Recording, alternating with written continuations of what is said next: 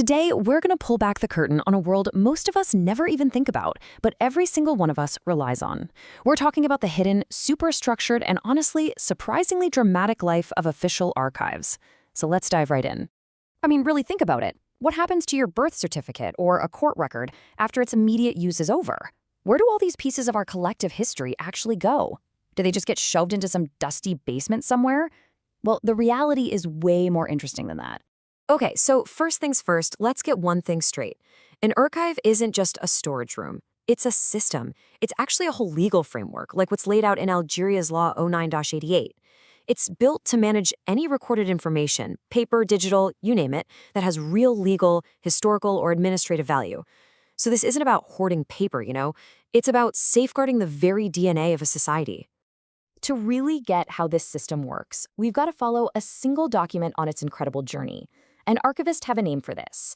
It's called the theory of document ages. It's basically the official life cycle for any piece of information. So a document's life basically plays out in 3 acts. First up is the current age. This is, the first 5 years or so when it's being used all the time in the office. Then it moves into the intermediate age. It's not needed every day, so it gets moved to temporary storage.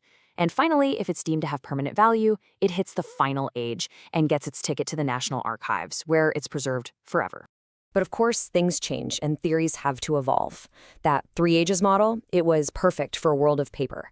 But today, we're creating digital files every single second. So a new idea has come along, the documentary continuum. Instead of separate stages, it treats a document's life as one long, unbroken process from the moment it's created. This means the person making the document and the archivist have to work together from day one. And that's a huge shift for our digital world. So you might be wondering, how on earth do archivists manage this whole journey, whether it's for a single piece of paper or some massive database? Well, they've got a pretty powerful and precise toolkit. Let's take a look at how they bring order to all that potential chaos. Okay, if there's one tool you need to know about, it's this one. The management schedule.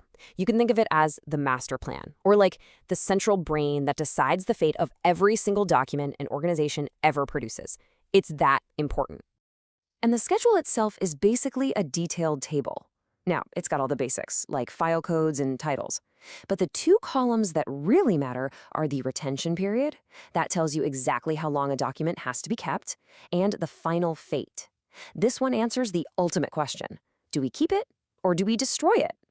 So once a document is done with its current age, its active life, it can't just be tossed in a box and forgotten. Nope, it needs a passport. And that passport is called the transfer schedule. This is the official legal document that tracks its move from one stage to the next. It makes sure nothing gets lost and creates a clear, unbroken chain of custody. And now we get to the most critical moment in any document's life. After it's done its job, served its purpose, a final verdict has to be made. And this decision, it's permanent. There's no going back. The stakes are incredibly high. Let me be absolutely clear about this. Destroying official records has nothing to do with spring cleaning or making more space on a shelf. It is a 100% legal procedure with very strict rules. If you do it wrong, you're not just making a mistake, you're actually breaking the law. And this decision has to go through a meticulous chain of command. It all starts with the department that created the document, working with their archivist. They put together a formal destruction schedule. Then that goes up to a regional committee, but even they don't get the final say. They just make a recommendation that goes to the national level. The final binding yes or no can only come from the Directorate General of the National Archives. It's a whole system of checks and balances designed to prevent a catastrophic mistake. And this quote from this source material really says it all. There's no gray area here. This isn't just about professional best practices. It's the law. An archivist's job isn't just to save history, but to manage its disposal with complete and total legal integrity. So that's the system in theory. That's how it's all supposed to work. But you and I know the real world is a lot messier, right? So what happens when the system breaks down? Let's look at some of the really high-stakes scenarios that archivists have to face. Okay, so this is pretty much every archivist's nightmare. You inherit a backlog. Imagine walking into a room, maybe even a whole warehouse, and it's just filled with boxes. No labels, no order, no schedule. just decades of a nation's memory in a state of absolute chaos. I mean, where would you even begin? Well, when they're faced with this kind of chaos, archivists have a golden rule. It's simple, but it's absolutely essential. Never, ever trust what is written on the outside of the box. A label that was slapped on there 10 years ago could be completely, totally wrong. The only way to know for sure is to look inside. So the approach has to be super methodical. First thing you do, don't touch anything. You photograph the whole scene just as it is. That's your legal evidence. Then you divide and conquer. You break that mountain of boxes into small, manageable groups, like 5 or 10 at a time. And you only work on one group at a time, opening every single box and figuring out what's actually inside. Yeah, it's slow, painstaking work, but it's the only way to bring back order. Now for the next challenge. And this is one that professionals consider among the most dangerous operations they could ever undertake, moving an entire archive from one building to another. A single mistake here could mean losing irreplaceable history permanently. The whole process is broken down into 3 critical phases. Before the move, you create an inventory of everything. And I mean everything. Not just the documents, but every shelf, every cabinet. You figure out which records are most sensitive so they get extra care. During the move, the archivist has to be right there, supervising, making sure archive boxes don't get mixed up with the office chairs. And after, every single item is checked against that original inventory, and a formal relocation report gets created. And that report is a legal document.